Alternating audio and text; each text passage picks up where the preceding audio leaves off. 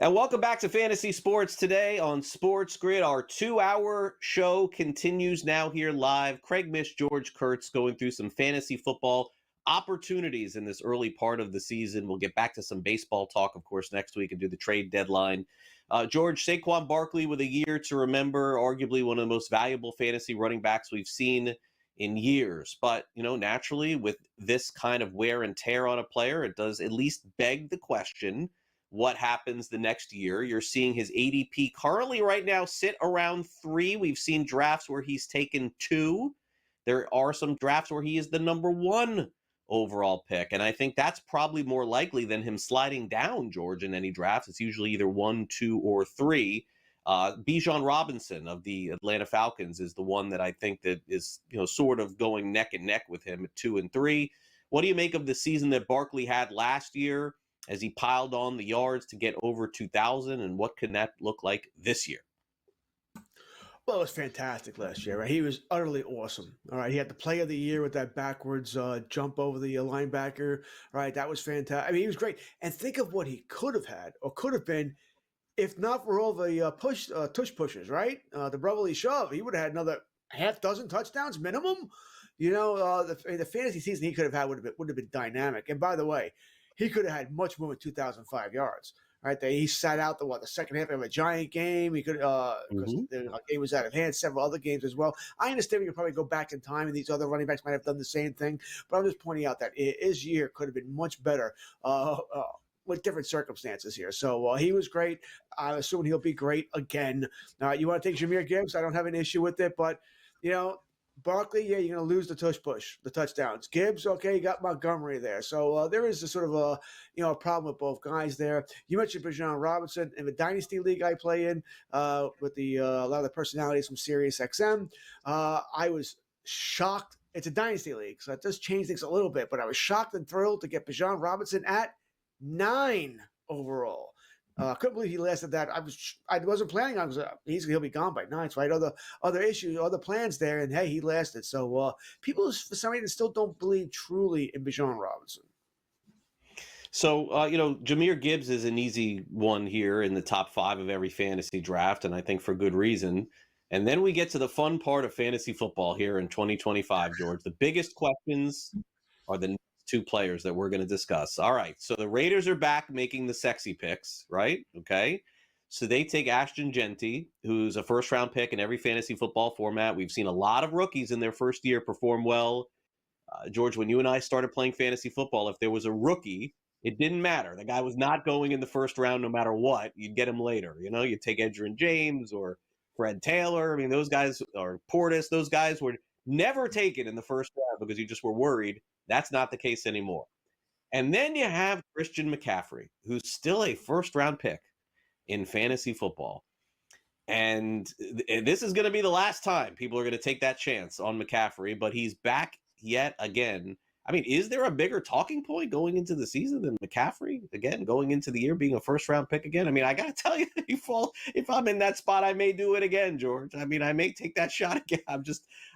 Look, when he is healthy, he's the number 1 pick in fantasy, as good as Barkley or anybody else. But it's the health, right, George? It's Terrell Davis all over again, right? It's like Arian Foster, back when Arian Foster was a thing too. Larry Johnson. If you knew you were getting 14, 15 games, he'd be the number 1 pick. Once again, that Dynasty League I'm talking about here. Once again, this is a industry league of people who supposedly know what they're doing. Now, this draft happened shortly after the NFL draft, so it happened in May. I got McCaffrey, and I was looking now. Where did I draft McCaffrey? I got him in round 6. Think about that. So that's 62nd overall 2 months ago. So I'm not taking him in round 1. I'm not. It's not going to happen. His ADP is 11 here. It's a running back, I get it, but it's not just McCaffrey, by the way. The San Fran offense as a whole has issues here. We talked about it earlier, right? Ayuk, maybe at the end of September, early October, he plays here. They traded Deebo Samuel. Pearsall's on the PUP list. Right now, your number 1 wide receiver is Jennings. All right, you still got Kittle, who's been great. The offensive line is not what it used to be. All right, it's not that the lockdown where he's going to have holes the size of to get Mack trucks through. So I do worry about McCaffrey a lot. I said I got him around 6. Let you know, even I was passing up on him over and over and over again. This is a major IDP league, so a lot of defensive players went in here. So keep that in mind as well. Maybe he goes around 4 if not for that. But there's a lot of red flags. This is listen. What I'll say about McCaffrey is this: if you draft him and he misses 9 games with injury, you have no one to blame but yourself. I'll blame you, just because I Everyone can. else does. I just blame you. Feel free. So Genti, the Boise State offense was everything through him. Like, it didn't matter, George. Like, it felt like the old Barry Sanders days at Oklahoma State and Detroit. Like, Genti, first carry, 2 yards. Second carry, 1 yard. Third carry, -1. Fourth carry, 75 yards, touchdown. Like, that was basically the offense of Boise State. Are the Raiders willing to do this? Does this feel like, with Pete Carroll there, it's a Marshawn Lynch situation over and over again? I feel like this guy is going to get the ball 30 times again. Carroll's one of those rare guys who's been around coaching for 30, 40 years. I'm not saying that he's like old school, you have to run the ball to win, because we didn't see that in Seattle. I mean, Russell Wilson was throwing the ball all over the place when he was there too. So let's not put that on him. But I do feel like anything that's close near the goal line, I mean, could Genti end up getting double-digit touchdowns in his first year? Yes, right. Carroll is playing for now. He ain't playing for 5 years from now, right? He wants to win now, so he must think Genti can help him win for however they're going to use him. I think he's going to be used quite a bit here. All right, so he's not going to get 29 touchdowns, of course. I don't know if he'll get double digits, but this is a decent Raiders team, all right? It's got a decent passing attack. I mean, they're missing that number 1 wide receiver, but you do have the great tight end. I think they're an up-and-coming team, although they may be the worst in their division still. So I'm not afraid to take him. I'm not, but I'm probably not quite as high on him as some other people, but I think he's going to be very good. And once again, he's a rookie, so, he theoretically, there's no one else there. They're going to have to give him the ball minimum 20 touches a game. I mean, that's what you get. It's not like when you and I growing up, there's no more 35 touches. That's not happening. Although I wouldn't shock you, they do get him up there at times. But I'm just a little bit more wary than other people. I'm probably not taking him in round 1, which means I probably won't have him. And if I played 8 leagues, I may have him in 1 league. All right, let's go to some other running backs that are possibilities. Maybe George like these guys ahead of Ashton Genti. You have Devon Achane, who, I mean, it's not fair to say came out of nowhere, but was one of those players in fantasy that when you played against him, your concern was he's going to beat you single-handedly, although there were some weeks where he didn't play at all, or you just beat him outright. But he is a dangerous player to have and to play against. Jonathan Taylor's ADP still inside the top 20. Josh Jacobs, a solid year for him. And then in the coming out of nowhere category last year, Bucky Irving and Chase Brown, Tampa Bay and Cincinnati. And then not much love here for Kyren Williams, who literally played every game, ran for 100 yards every game, scored a touchdown, George, every game. But I guess the belief is that what we saw maybe is not 100% real this year. I think it's more the injury. I think Kyren Williams is real. And once again, it's a major passing offense, right?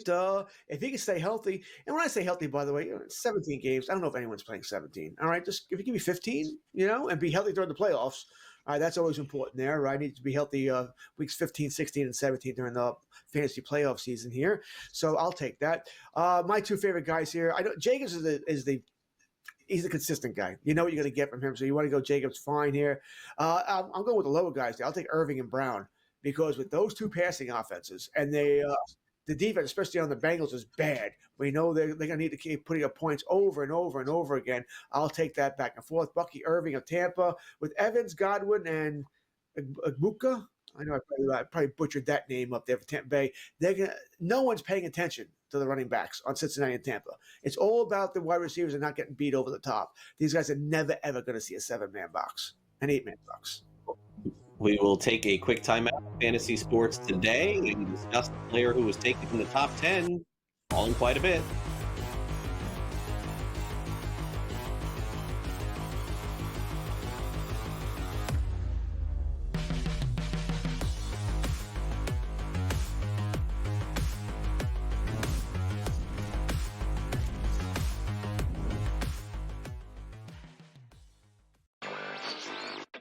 Online casino expansion in the U.S. is extremely slow, a lot slower than I think we all would have thought, 5 years ago as sports betting took off. But you're going to start to see, I think, next year, a few more states kind of trickle into this.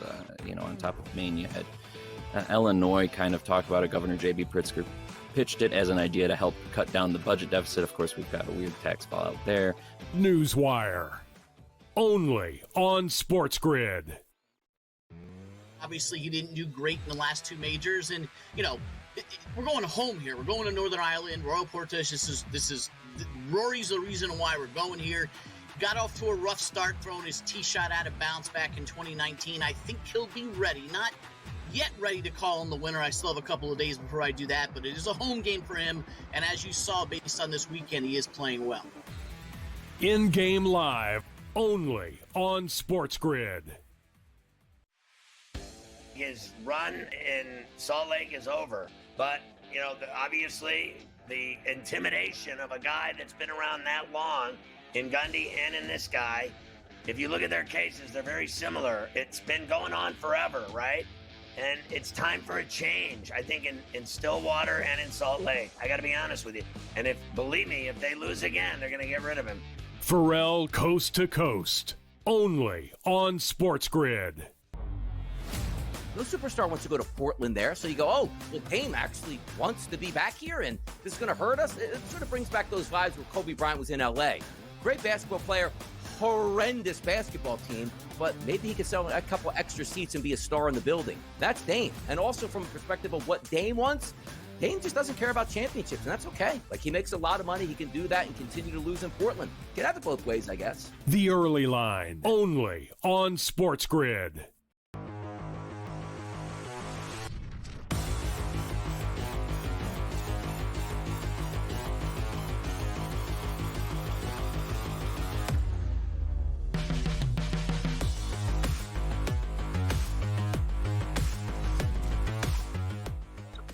Welcome back to Fantasy Sports Today here on SportsGrid. We keep dissecting the running back position and take a look at ADP 33 through about 46 here on the show. And the tier 3 wide receivers, George, Breece Hall. What in the world? Breece Hall last year, very high pick in fantasy football. First round pick for all. Dynasty League #1 running back. But man, what a down season he had last year. Trust level gone for some, but look where you can get him this year at 33. James Cook at 37. Kenneth Walker of Seattle at 44. He's in for a heavy workload. Alvin Kamara back for another year at 43. Chuba Hubbard's got some competition, but there he is at 47. And Omarion Hampton's ADP going to be on the rise here a little bit with some of this Najee Harris news. And George, as you alluded to, Jim Harbaugh likes to run the ball. So I would assume Hampton a possibility as well. So, George, this is where you can really hit on someone in fantasy here, where if you can pick the right one and they end up being, say, a top-tier running back too, you could strike gold at the end of the year. Absolutely, right. And I still do believe in Hall. Right? I worry about the offensive line somewhat, but I still do believe in Breece Hall, so no issue there. And my problem being in New York is he ain't going to 33. He's going to go lower because there are a lot of Jet fans in these leagues I'm going to play in. So that's my only problem. I'm probably not going to get him in my home leagues. Be more different, industry leagues where I'll get him because I'll believe him in more than most. James Cook was fantastic last season, sort of announced himself there. He wants more money too, but he reported. So it looks like maybe they'll figure it out. But James Cook is definitely someone I like. We're not going to see 18 touchdowns again. All right. That's asking for way too much here. But I think the yards will be about similar here. And, hey, if Josh Allen stops stealing some of his touchdowns, maybe we do see 12, dozen. I think a dozen touchdowns. You tell me right now I got James Cook, similar numbers, 12 touchdowns. I am taking it there. Kenneth Walker was a league loser last season, right? Because we sort of we wanted to believe he was going to be that guy, and he wasn't. Got hurt a bunch too, and then Charbonneau was taking away some touches as well because he was good and Walker wasn't, banged up. I mean, a lot to worry about. And that Seattle, by the way, that Seattle offensive line, it's terrible too. And I don't know if they did enough really this year to fix it. Not touching Kamara. All right, I think I said Tennessee's a terrible team. New Orleans might be the worst team in the NFL. All right, they may get their Arch Manning sweepstakes if they want him, and he comes out of the draft next year. Hubbard, nice little underrated guy there that we like. They did pick up Rico Dowdle, so I kind of like Hubbard. Still sneaky play. People may stay away from him, Craig, because hey, it's Carolina. But I kind of like Chuba Hubbard Right. there. Hampton, as you said, his ADP is going to go up now with the injury to Najee Harris. It won't be 46 anymore. You probably have to take him in round 3.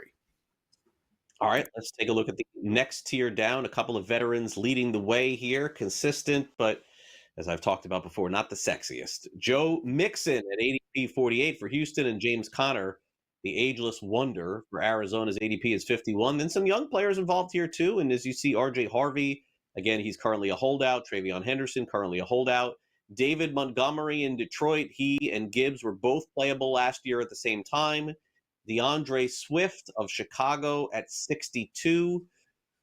Whew, feels like that's some little risk taking here, George. It's either one or the other. It's either take Mixon and Connor and get your 800, 900 yards and a half a dozen touchdowns, or take your shot here on a guy like Harvey or Travion Henderson. Where would you go? I'm glad you asked the question, where would I go? Because I would have said exactly what you said. This is, what do you believe? You want to go the consistency with Mixon, Connor, and hey, okay, you get what you get here, or do you want to roll the dice? I think at this point it'll depend on what I have. We're talking around 5 here. If I don't have running backs, I'm probably going to have to go with Mixon and Connor, make sure I'm getting something. If I already have a stud, let's just say for giggles here, I took Bijan Robinson in round 1. Rounds 2, 3, 4, I went wide receiver, maybe a tight end, maybe a quarterback, whatever. So round 5, I'm looking for my second running back. I think I'm going to take a shot. All right. And the guy we're going to put up on the board here is probably the guy I'm going to lean at, and that's Harvey. Because once again, Denver, I think, is going to want to run the football. I think they could be a team that could be a good running team here. And we know that defense is good, so I don't think they'll play many blowouts where they're going to have to throw the football. Bo Nix guys to throw the ball 40 times. Don't see that happening here. So Harvey's going to be my guy. I like Travion Henderson a whole bunch with New England, but Stevenson's there. And I think it's going to be like a 50-50 split here. And I think Stevenson still might be a touchdown guy. So that's going to be an issue for me if Henderson's not going to be the goal line back here. It's sort of something we need to see here. But I just got a sneaky suspicion they're going to go with this veteran at the goal line. They're going to trust him more, at least in the first third of the season. Maybe Henderson takes over that role as we move along. Yeah, you know why I kind of disagree there with you on that one? I think if it was running it back with Gerard Mayo, maybe. But don't you feel, George, there's always something to that new regime coming in, new coach coming in, new coaching staff? Like Mike Vrabel was probably in the room when they drafted Travion Henderson. So I don't know. Like that one, maybe I don't necessarily agree with you there. I think that Henderson may get the bulk of the carries early and often as opposed to Stevenson. If they were just running it back with the same staff, maybe. But Vrabel has always had some influence on drafts, and I think he probably had a little bit on this one too. I would hope we had a lot of influence on the draft here. It's just reported right now. Stevenson's ahead. Does it mean anything on July 19th? No. Henderson can easily pass him, but bottom line is this: they're not going to forget about Stevenson. He is a decent back. Decent to good. He's not like he's terrible. He does put the ball on the ground too much, and if he fumbles once or twice early on, then this conversation is moot. It'll be Henderson easy. The easiest, quickest way to lose your job as a running back is to put the ball on the ground, right? You'll take off every coach, especially a defensive coach. New England has a very good defense. Another team is not going to throw the ball 40 times. They don't need to. That defense is legit good here, top 5 in the NFL. Another reason why both backs may have value. And of course, Travion Henderson currently with an ADP of 61 right now in fantasy football drafts. And there you see Joe Mixon there at 48, James Conner 51, Harvey 58, Montgomery 60, and DeAndre Swift at 62. When we come back after the break, we'll go a little bit deeper, dive into the 5th and 6th round of fantasy football, see if you can pick up an RB2 amongst some of the names that we'll mention. And if you want to follow our fantasy football coverage all season long, you can download the SportsGrid app. It's available for iOS and Android. Just take out your phone and scan that QR code. It is the SportsGrid app for all of your streaming options. Also gives you an idea of some of the news, notes, and information surrounding the sports betting universe. It's a great companion to go along with a lot of our shows. More fantasy sports today coming up next, so stay with us here on SportsGrid. We'll be right back.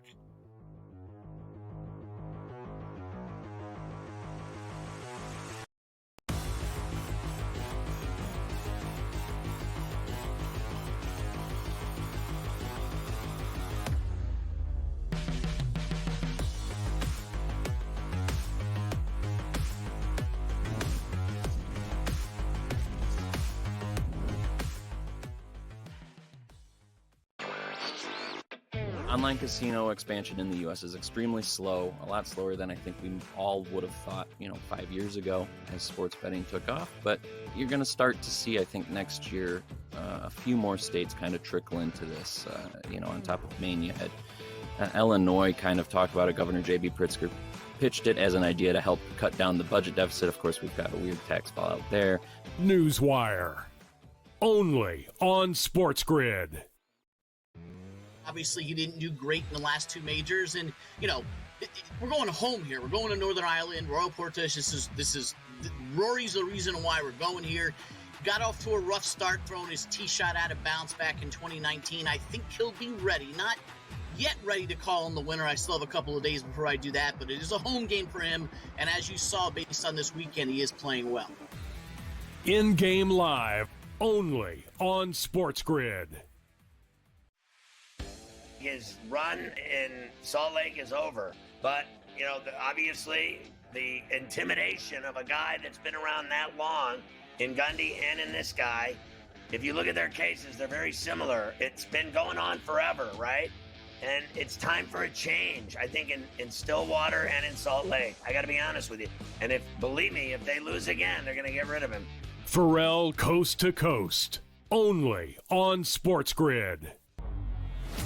No superstar wants to go to Portland there, so you go, oh, well, Dame actually wants to be back here, and this is going to hurt us. It sort of brings back those vibes where Kobe Bryant was in L.A. Great basketball player, horrendous basketball team, but maybe he could sell a couple extra seats and be a star in the building. That's Dame. And also from a perspective of what Dame wants, Dame just doesn't care about championships, and that's okay. Like, he makes a lot of money. He can do that and continue to lose in Portland. Can have it both ways, I guess. The Early Line, only on SportsGrid.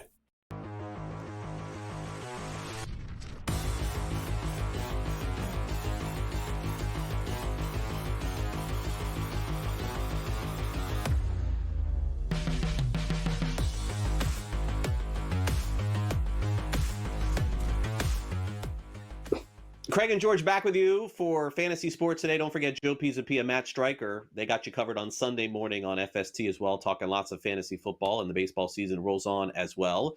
ADPs in the 5th, 6th round of your fantasy football draft. Some RB2 situations here, George. These are probably the players that you're looking at if you drafted your 3rd wide receiver or your 2nd wide receiver and a tight end, and you're like, oh my gosh, this is who I'm left with as my RB2. Aaron Jones of Minnesota sitting there at 64. This is my guy that I drafted in Dynasty. Not that I think he's a superstar, it's just mine in the fantasy season. Caleb Johnson on Pittsburgh. I'm hoping for good things from him. Don't know what's going to happen, but he was one of my Dynasty picks. Tony Pollard, Tennessee. There's Judkins. He's a big faller in fantasy. Stay away from that ADP for the time being. Isaiah Pacheco at 73. And boy, it seems like Washington's always trying to fill a void with Brian Robinson. It feels like let's just find somebody else to play. And Robinson plays a little bit, and somebody else jumps in, plays a little bit more. But not the greatest names here, George. It feels like a little defeatist if you end up with one of these guys as their 2nd running back going into the fantasy season. And we know there'll be some players out there who go 0 running back strategy, right? This will be running back number 1. Maybe not even this if they wait even longer here. It's an unsexy list, all right? Aaron Jones, once again, that Dynasty League, he's one of my running backs. He's running back 4, running back 5 for me. So I'm thrilled to have him at that low in the running back pecking order here. He's not going to play 17. We know that. He gets hurt. I would imagine I'm going to set the over to be 12.5. So you're going to get what you're going to get there from Aaron. When he plays, he'll be decent. And with JJ there and Addison, once he's not suspended, it's a good passing offense. So you won't see a lot of stacked boxes there.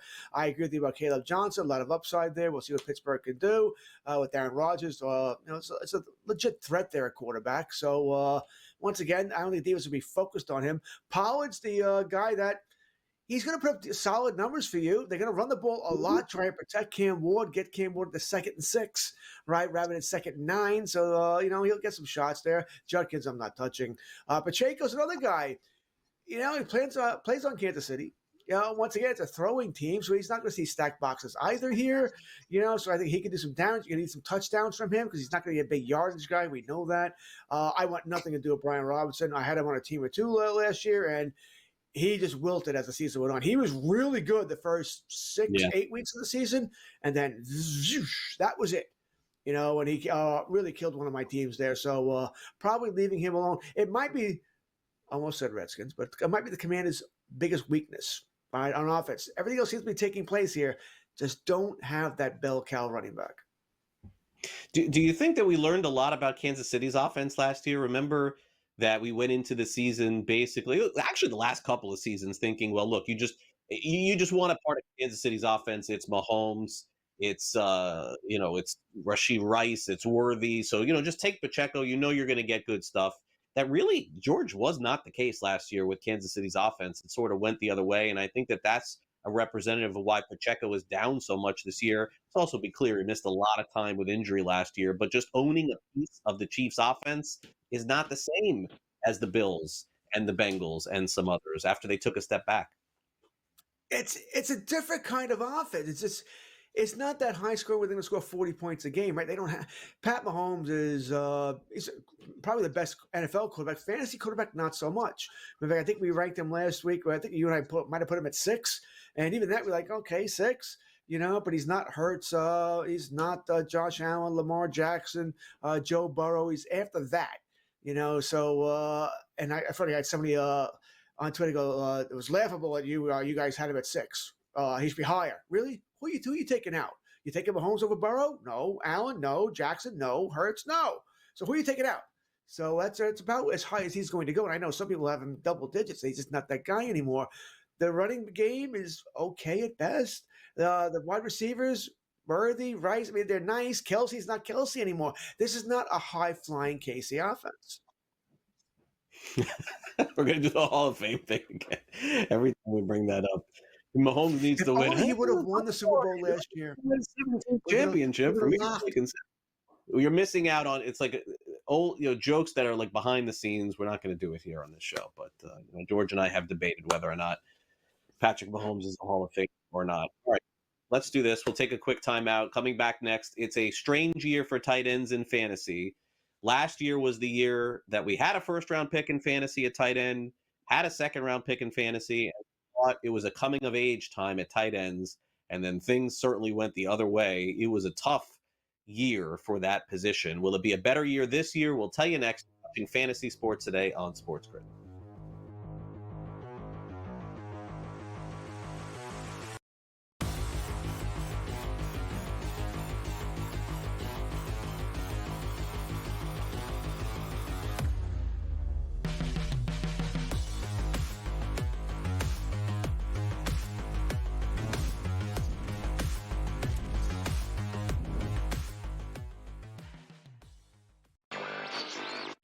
Online casino expansion in the U.S. is extremely slow, a lot slower than I think we all would have thought, 5 years ago as sports betting took off. But you're going to start to see, I think, next year, a few more states kind of trickle into this. On top of Maine, you had Illinois kind of talk about it. Governor J.B. Pritzker pitched it as an idea to help cut down the budget deficit. Of course, we've got a weird tax fallout there. Newswire. Only on SportsGrid. Obviously, he didn't do great in the last 2 majors, and we're going home here. We're going to Northern Ireland, Royal Portage. This is Rory's the reason why we're going here. Got off to a rough start, throwing his tee shot out of bounds back in 2019. I think he'll be ready. Not yet ready to call him the winner. I still have a couple of days before I do that, but it is a home game for him. And as you saw, based on this weekend, he is playing well. In-game live, only on SportsGrid. His run in Salt Lake is over, but obviously the intimidation of a guy that's been around that long in Gundy and in this guy, if you look at their cases, they're very similar. It's been going on forever, right? And it's time for a change, I think, in Stillwater and in Salt Lake. I got to be honest with you. And believe me, if they lose again, they're going to get rid of him. Pharrell Coast to Coast, only on SportsGrid.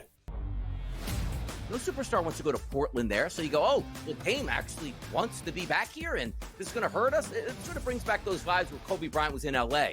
Great basketball player, horrendous basketball team, but maybe he could sell a couple extra seats and be a star in the building. That's Dame. And also from a perspective of what Dame wants, Dame just doesn't care about championships, and that's okay. Like, he makes a lot of money. He can do that and continue to lose in Portland. Can have it both ways, I guess. The Early Line, only on SportsGrid.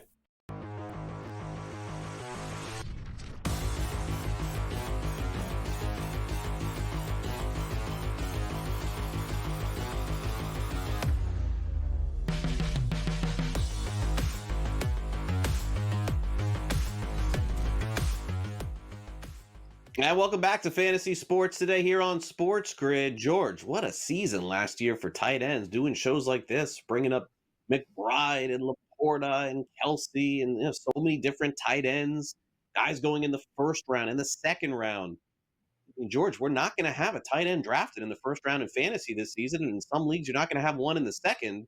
I think folks may be a little bit gun shy after what happened last year. Your number one tight end going into the season this year, well deserved, by the way, is Brock Bowers of the Las Vegas Raiders, who probably is worthy of this note. But look what has happened. The drop-off after that, George. Trey McBride. I mean, sometimes no tight end going until the fourth round of fantasy. George Kittle, Sam Laporta, Hawkinson, Travis Kelsey. Dare I say, only a half a dozen tight ends maybe taken in the top 100 picks. I don't see a significant shift, George. Maybe this is just like one of those years last year where things did not work out for those players. But boy, a lot of folks in the industry predicting a huge year for tight ends last year. That definitely was not the case. Yeah, tight end is an interesting position. Do you believe, even when it was, I guess, its heyday a couple of years ago, did you believe in taking a tight end early? Take Travis Kelsey in the first round because it gives you such a big advantage over everybody else in fantasy. I'm not saying I never did. I'm sure I did take Kelsey. I played in too many leagues where in the first round, but generally I wait. Maybe it's the wrong thing to do here, but I can't take a tight end in round one. I'm unlikely to take one in round two. I think the earliest I would think is round three, and probably not the top of round three. But if Bowers is staring at me there in the end of round three, I could certainly think about it because he is the equivalent of a wide receiver one. All right. You and I already talked about Jacoby Myers, who is their wide receiver one, but he's not a true NFL wide receiver one. That's Bowers. The offense is going to be filtered through him. That's not going to change under Pete Carroll and Geno Smith. It's still going to be Brock Bowers there. So I don't mind that, but generally you're going to see me waiting in a lot of leagues. All right. Love Trey McBride. The big knock on him last year, no touchdowns. Right. Took him forever to get a touchdown here. And I believe, by the way, I don't know if my memory served me right here, but I believe his first touchdown might have been one that bounced off someone's head.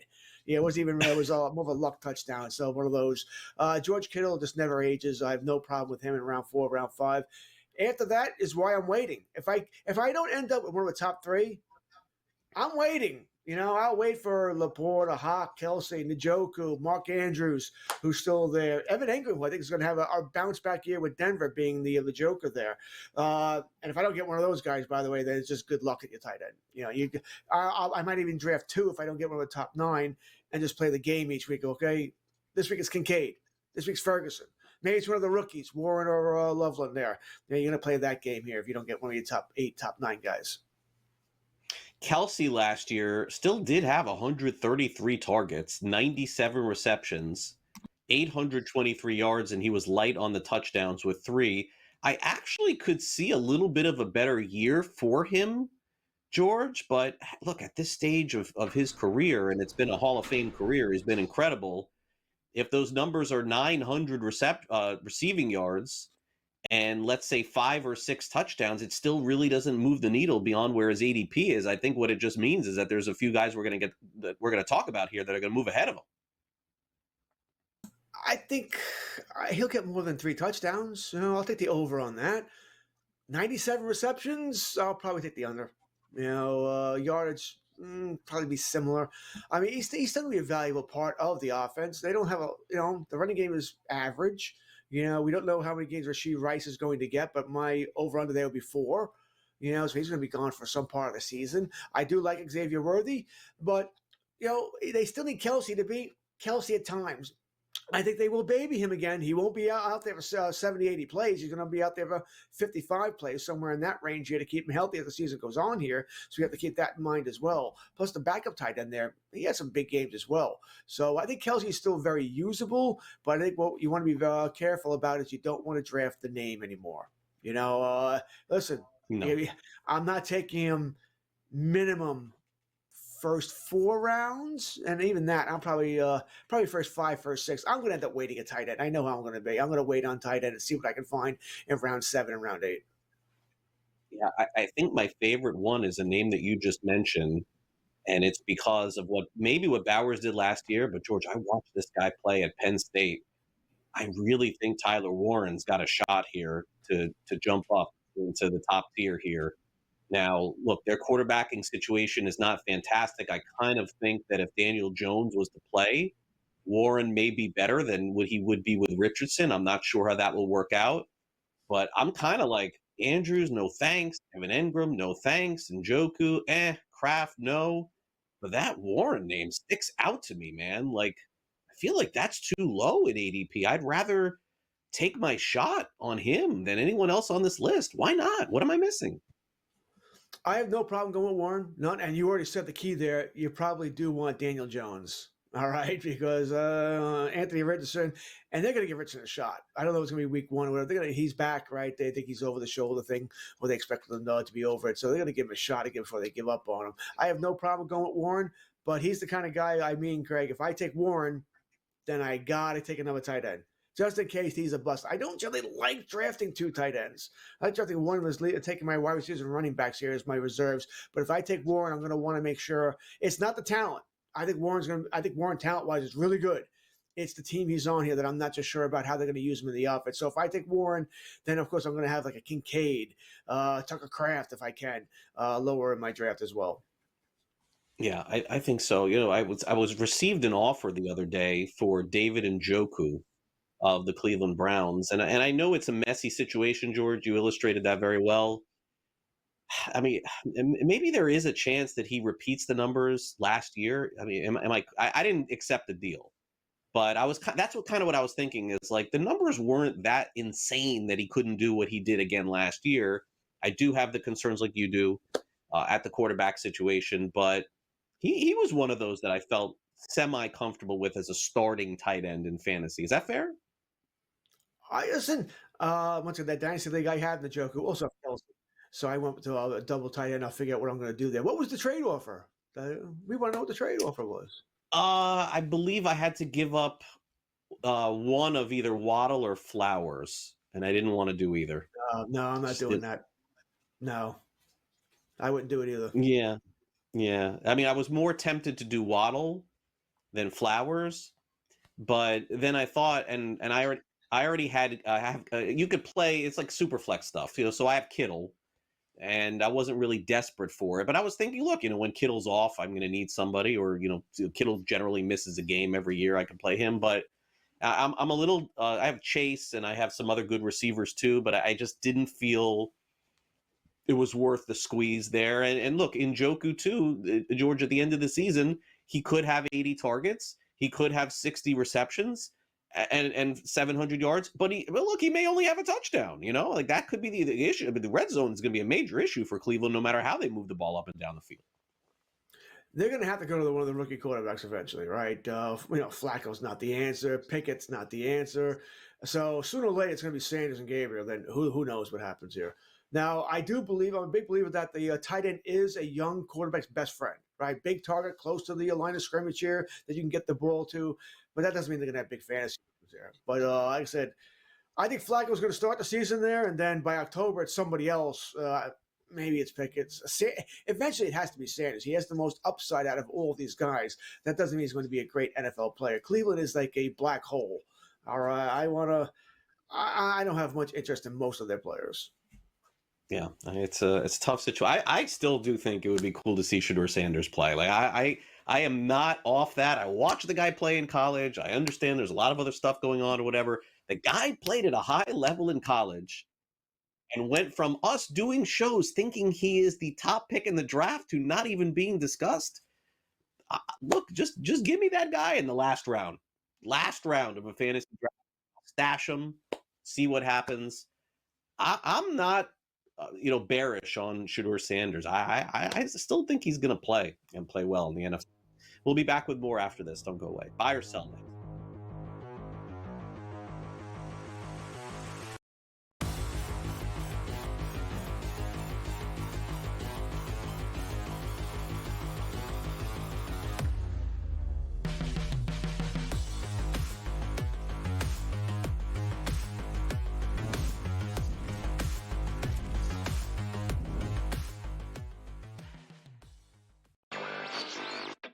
Online casino expansion in the U.S. is extremely slow, a lot slower than I think we all would have thought, 5 years ago as sports betting took off. But you're going to start to see, I think, next year, a few more states kind of trickle into this.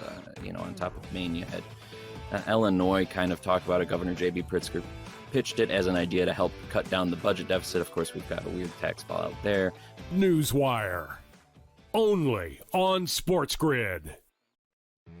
Obviously, he didn't do great in the last two majors, and we're going home here. We're going to Northern Ireland. Royal Portage. This is Rory's the reason why we're going here. Got off to a rough start, throwing his tee shot out of bounds back in 2019. I think he'll be ready. Not yet ready to call him the winner. I still have a couple of days before I do that, but it is a home game for him. And as you saw, based on this weekend, he is playing well. In-game live, only on SportsGrid. His run in Salt Lake is over, but obviously the intimidation of a guy that's been around that long in Gundy and in this guy, if you look at their cases, they're very similar. It's been going on forever, right? And it's time for a change, I think, in Stillwater and in Salt Lake. I got to be honest with you. And believe me, if they lose again, they're going to get rid of him. Pharrell Coast to Coast, only on SportsGrid. No superstar wants to go to Portland there, so you go, oh, well, Payne actually wants to be back here, and this is going to hurt us. It sort of brings back those vibes where Kobe Bryant was in L.A. Great basketball player, horrendous basketball team, but maybe he could sell a couple extra seats and be a star in the building. That's Dame. And also from a perspective of what Dame wants, Dame just doesn't care about championships, and that's okay. Like, he makes a lot of money. He can do that and continue to lose in Portland. Can have it both ways, I guess. The Early Line, only on SportsGrid.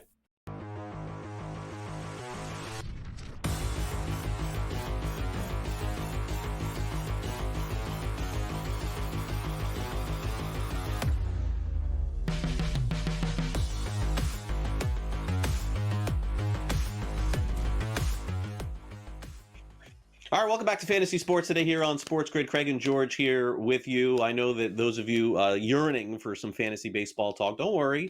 Through the Major League Baseball trade deadline, George and I are going to do a lot of football. But the way that life works here in fantasy sports is we do pivot over to football. And today we did. I thought, awesome job by Sam putting the content together. George as well, and me, and of course we're going to be with you throughout the fantasy football season. But we always end the show with a little game show format. We play a little game. It's called Buy or Sell.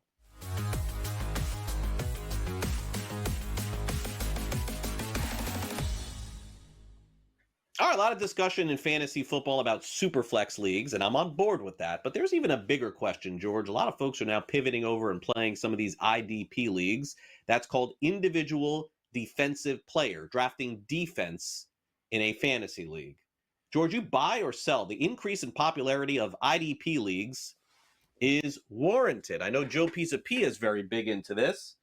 You buy or sell? I'm not only big into this, I'm a huge proponent of this. I don't understand why we don't do this in fantasy football. I mean, we don't ignore pitching in baseball. We don't ignore goaltending in hockey. You don't ignore blocks or steals in NBA. Why don't we have individual awards in defensive players in fantasy football? I don't get it here. So yes, I'm in that league I mentioned, Dynasty League. That's an IDP league. We start more defensive players than we do offensive players. I think it's 11-9 offhand, no kickers. So yeah, I think we should do it. And listen, no one's saying you have to draft 11. Right, draft one linebacker, one lineman, one secondary play. You start off small here, you go from that. Everyone's going to have a super stud in that case here. But absolutely, yes, I think more leagues should certainly be IDP. I know Gary Davenport is big into IDPs in the fantasy industry here. He's the one who's really started me on this probably 15, 20 years ago. And he has actually IDP-only leagues where you only draft defensive players. That sounds like a lot of fun. Never played one of those. But yes, I'm buying this. It is warranted. Okay, so I'm going to explain why this is a big sell for me. So, look, I consider myself somewhat sharp in fantasy. I've been doing this a long time. I've been playing fantasy baseball, season-long leagues, fantasy football leagues. So I played in an IDP league, George. Maybe you can tell me where I'm off here. And it was one of the worst experiences that involved luck that I've ever played in. Now, I understand fantasy is luck. There's a lot of luck involved. But I just felt like IDP was the most luck of anything that I participated in. And it didn't feel like I had any skill to this because I guess the scoring format that I have just gave so many points to turnovers. If your player recovered a fumble or if he got an interception, so many points were awarded. And from what I understand, the biggest factor in pro football games in terms of luck are the turnovers, are the picks, the fumbles, etc. So I was a miserable failure at it, and I never did it again. So I'm a sell on that, George. If you want to comment, you can. I don't want to, stop you from talking on it, but that was my feeling on it. Like I felt like I had a good team, but if the other team that I played against, the guy got an interception, he beat me. And I'm like, wait a second here. But like that guy's not even good. Ended up leading the league in interceptions, things. I mean, how do you predict that sort of stuff? I don't know. I feel like too much luck involved. That was just me. It sounds like your scoring system needs to be fixed there. Maybe it would be 2 points. That's it. It wouldn't determine a league unless you got quite a few of them. So that just sounds like once again a scoring system that needs to be fixed scoring. there. Yeah, Okay. that's. I mean, how many points? Do you know how many points were awarded for it? What are we getting? 10? I don't remember. I did it once, and I just remember thinking, I'm never doing this again. I'm like, I felt like I knew the players, but I wasn't winning because I didn't draft the right guys at DB. I don't know. Anyway, we have a lot of other things to cover. Let's do it. All right. So points per reception in fantasy football generally was accepted in fantasy leagues approximately 20 years ago as the standard. Now some leagues are pivoting back to where it was 30 years ago and not doing any PPR and even doing some half PPR leagues, which is a half a point per reception. George, buy or sell? PPR is a better format than half PPR. When you and I first started doing this, as you mentioned, you've been doing your home league 37 years, there was no points per reception.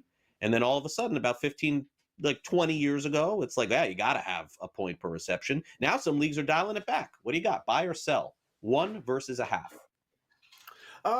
Probably okay with both. All right. So I don't know if I have a major preference. Is PPR a better format? That's the question. If it's in a better format, I think your argument would be if you're against PPR, is that, not all receptions mean something. You can get a reception and you lost 3 yards. Right, because the defense made a great play, and it's they got you behind the line of scrimmage here. So I can understand where that should. Why are we giving a point for that? I used to have somebody who's, why are you giving a point for every reception when some don't mean anything? And I think there's a valid point to that. By the way, I think what more leagues should do here, the very small percentage do this, is PP1, point per first down. Isn't that more important? Mm-hmm. So I kind of like that here. The answer to this question is PPR is a better format than half PPR. I'm going to sell because I think they're both about the same. Whichever one it's personal preference. Whichever way you want to go, I think they're okay. I probably prefer PPR, but that's not the question. So I'll sell this. Yeah, I'll do buy on that. I do prefer the 1 point versus the half a point. I think it is important, but George is right. You could play any format you want. Ashton Jeanty, drafted by the Raiders. Pete Carroll is now the head coach. And look, rookie running backs, you certainly never know, but it seems like they're going to give him the ball a ton, George. By the way, if it goes like the good competition that Ashton Jeanty played against last year in the bowl game, I don't know if you watched this. I mean, there's a chance that some games, George, are 20 carries, 40 yards, because breaking one has got to be part of his game. And it's the NFL. Buy or sell? Jeanty will finish as a top 5 fantasy running back with the Raiders. He's got so much pub. Teams will be building up to stop him. They don't know how that true number 1 wide receiver that teams are worried about. It is Bowers. As much as I love him, teams aren't worried about him breaking the game open here. I'm going to sell this. Top 10, yes. Top 5, no. I'll buy right around the top 5. I think a lot of touchdowns are coming in that Raiders offense. Finally, you buying or selling this new look Steelers offense? Sell. No, they're going for the Super Bowl. It's all the moves they're making here, but it's not going to work. I don't think the running game's all that great. Rodgers is 90 years old here. There's still no second wide receiver. He's got Metcalf instead of Pickens. No, sell it. Miserable season, I think, as well, coming. I'm going to sell, although I do love TJ Watt, most impactful defensive player I still think in the NFL. We'll be back to wrap it up next.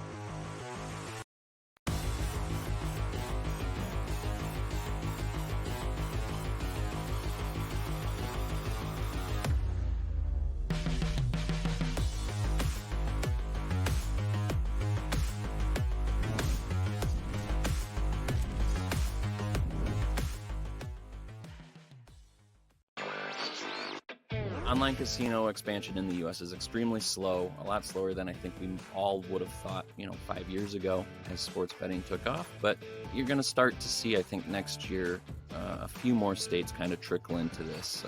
On top of Maine, you had Illinois kind of talk about it. Governor J.B. Pritzker pitched it as an idea to help cut down the budget deficit. Of course, we've got a weird tax fallout there. Newswire. Only on SportsGrid. Obviously, he didn't do great in the last two majors, and we're going home here. We're going to Northern Ireland. Royal Portage. This is Rory's the reason why we're going here. Got off to a rough start, throwing his tee shot out of bounds back in 2019. I think he'll be ready. Not yet ready to call him the winner. I still have a couple of days before I do that, but it is a home game for him. And as you saw, based on this weekend, he is playing well. In-game live, only on SportsGrid. His run in Salt Lake is over, but obviously the intimidation of a guy that's been around that long in Gundy and in this guy, if you look at their cases, they're very similar. It's been going on forever, right? And it's time for a change, I think, in Stillwater and in Salt Lake. I got to be honest with you. And believe me, if they lose again, they're going to get rid of him. Pharrell coast to coast, only on SportsGrid. No superstar wants to go to Portland there, so you go, oh, well, Dame actually wants to be back here, and this is going to hurt us. It sort of brings back those vibes where Kobe Bryant was in L.A.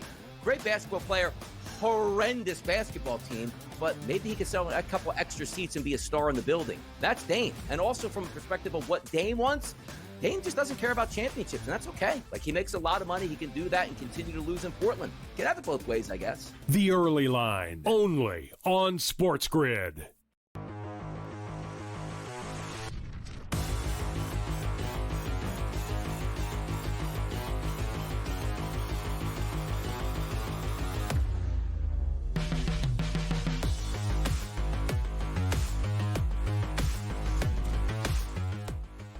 All right, welcome back to Fantasy Sports today. All-Star Game Home Run Derby this past week in Major League Baseball seems to be a big hit, although the ratings overall for baseball took a little bit of a hit. The ratings, just generally speaking, are just so far ahead, George, of where the other sports are. Baseball with 7.2 million viewers. The NBA, once upon a time, was a very highly watched game and dunk contest and everything else, and that's just long gone. 4.7 million viewers. I guess the shocking part is that the NFL actually gets 4.7 for, I guess, the Pro Bowl festivities and tied the NBA this past year. That's crazy. And the NHL did the Nations tournament, which actually I thought was pretty cool, but it is the NHL, no offense. So you know that they're going to be fourth of the four. But baseball still rules as far as that goes. And I'm going to talk about this a little bit in the SportsGrid 60, but I thought it was a big success. Oh, God, I was going to talk about the SportsGrid 60 as well here. So, yeah, I thought the All-Star game was the first. We're just going to kill the All-Star game. I thought the first 5-6 innings were kind of a snooze here, but the last couple of innings, once the American League started scoring, it was a fun game here. And then, of course, we had the home run hitting contest after that. So, I enjoyed it. All right, it was the only baseball game on. I needed my baseball fix there, so we got it. So, and I do think Major League Baseball, as far as the Derby on Monday and the other game on Tuesday, probably has the best setup. The NHL is not going to do it at Four Nations every year. Right. That was great. And the NBA, the NFL, by the way, I don't even think I watched the Pro Bowl. And even I don't even know when it exists. It's funny. It was going through my head too. Did they? I think they played. I'm not even. Oh, don't they play flag football now? They play flag football in Orlando, maybe. Yeah, I didn't watch that. I know I didn't watch that. So even the Superstars competition they sort of have there with the games, it can be fun. They tried the linemen trying to catch the punts and all that, but I'm not watching much of that either. Agreed. Finally, a quick graphic here to show what I hate to see in baseball is just the velo going up in baseball and all of these injuries, George. It's starting at the youth level. I see it now, and I just think that that's where we're headed, unfortunately. Yeah.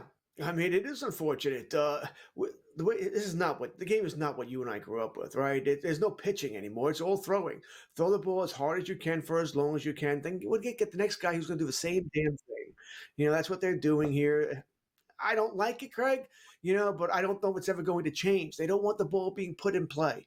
All right. They want strikeouts. They don't want to worry about defense. So it's just, it's not baseball anymore. That's really what it is. I don't think this changes, Craig, until they back the mound up. no more 60 feet, 6 inches. It's got to be 62 feet, 63 feet. Give these batters more of a chance to put the ball in play. But they're not going to change either because all they're trying to do is hit a home run with launch angle and exit velocity. All right, so I guess George and I are both going to talk about the All-Star game here. It's time for the SportsGrid 60.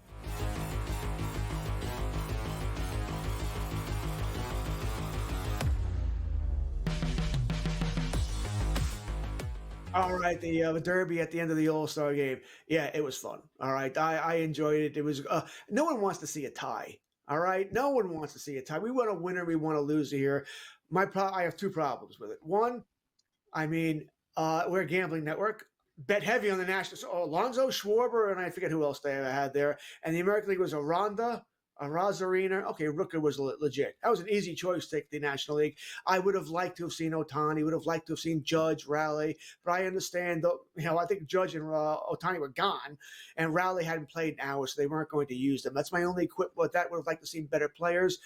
Craig, if they use this in the regular season to decide games in a couple of years, whatever, I will flip out. All right, no.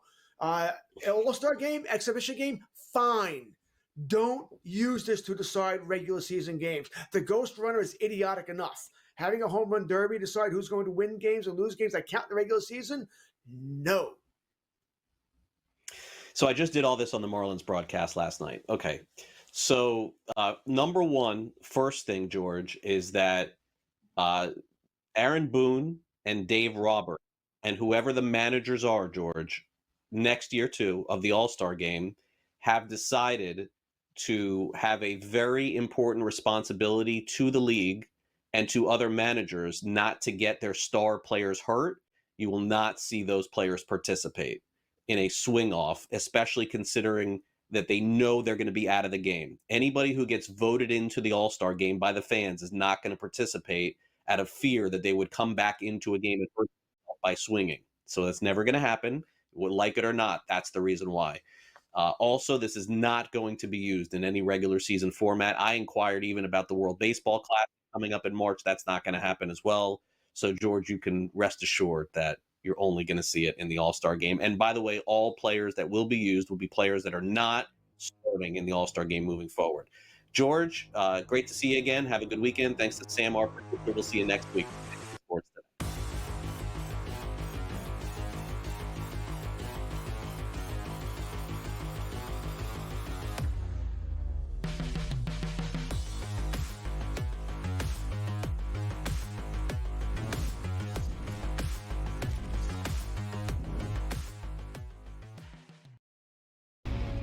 Oh, yeah. Time for the sprint. Let's go streaking here. Don't I mean streaking through the quad. I mean streaking in Major League Baseball, which is what the Boston Red Sox actually are doing right now, Tom. 9-11, 9-12 on the rotation. You have to put some stock into them, especially with their hitters. What the Red Sox are doing, they're scoring runs early. They're scoring runs late. Doesn't matter if it's a walk-off. They're putting up runs consistently, hits consistently. Pro Baseball Today, only on SportsGrid.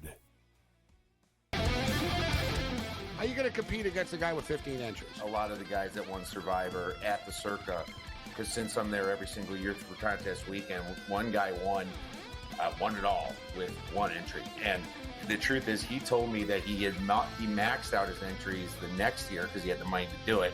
And it was a brain, it messed with his brain, right? Sports Rage tonight, only on SportsGrid. Aaron Judge is great, but if you want to talk about full contributions to a team, maybe I'm biased as a former catcher myself, but I think Cal Raleigh's working a little bit harder than everybody else, and I think Cal Raleigh should be right in this thing. If he sets that single season home run record for a catcher, I think that's probably what it's going to take for him to overtake Judge. I don't think it's impossible for him to get there. I think it's unlikely. Fantasy Sports Today, only on SportsGrid. The game is on. The stakes are high, but the action isn't just on the field. He's rearranging that ring. Get it inside! SportsGrid's in-game live. Your ultimate second screen experience. A little flyer, couple 15.5 point live line. Every prop, every play, every day. Anything can happen. That's complete chaos. It's smarter to be on SportsGrid.